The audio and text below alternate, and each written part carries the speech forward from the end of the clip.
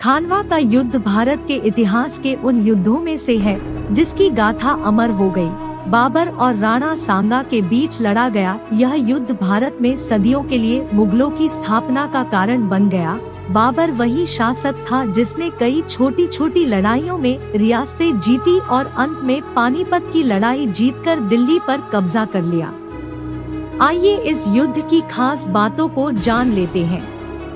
बाबर ने अपने पूर्वज तैमूर की विरासत को पूरा करने के लिए विजय अभियान शुरू किया था। 1524 तक वह पंजाब क्षेत्र में अपने शासन का विस्तार करने का लक्ष्य बना रहा था, लेकिन कुछ घटनाओं ने उसे तैमूर के पूर्ववर्ती साम्राज्य की मूल सीमाओं से बहुत आगे बढ़ा दिया।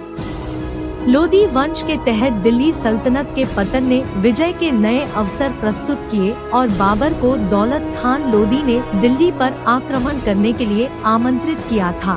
लगभग उसी समय राणा सांगा द्वारा गठबंधन का प्रस्ताव रखा गया था।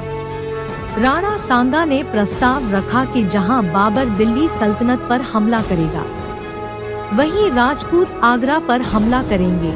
हालांकि दौलत खान ने बाबर को धोखा दिया और सियालकोट में मुगल गैरिसन को तोड़ दिया और लाहौर की ओर कूच किया, लेकिन दौलत खान पर मुगल भारी पड़ गए और मुगलों ने शहर के पास दौलत खान को हराया।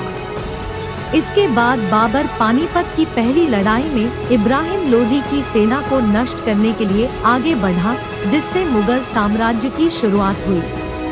17 मार्च 1527 ईस्वी का वह दिन था जब राणा सांगा और बाबर एक दूसरे के साथ भिड़ गए।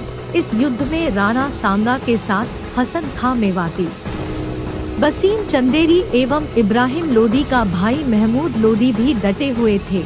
राणा सांगा की फौज का मुकाबला करने के लिए बाबर अपने लश्कर के साथ फतेहपुर सीकरी के निकट खानवा जगह पर पहुंचा था। सबसे दिलचस्प बात यह रही कि बाबर ने खानवा के युद्ध में वह तरीका अपनाया जो इब्राहिम लोदी के खिलाफ किया था। युद्ध के मैदान में राणा सांगा की सेना वीरता से लड़ी और बाबर की 20,000 से अधिक सिपाहियों का जमकर मुकाबला किया।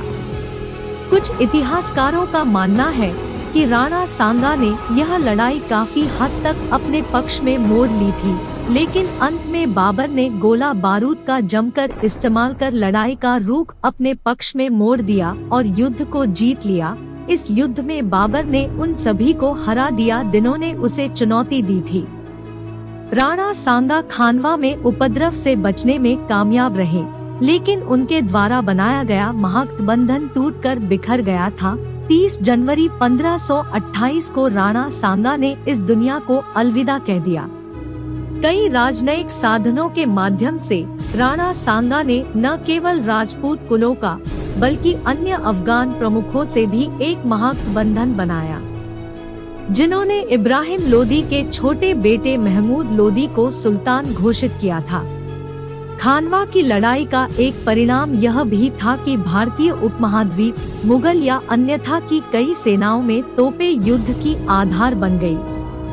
जल्द ही भारत में अन्य राज्यों ने बारूद युद्ध में अपनी सेना को प्रशिक्षित करने के लिए भाड़े के सैनिकों को किराए पर लेना शुरू कर दिया और कुछ ने अपनी तोपों का निर्माण भी शुरू कर दिया था।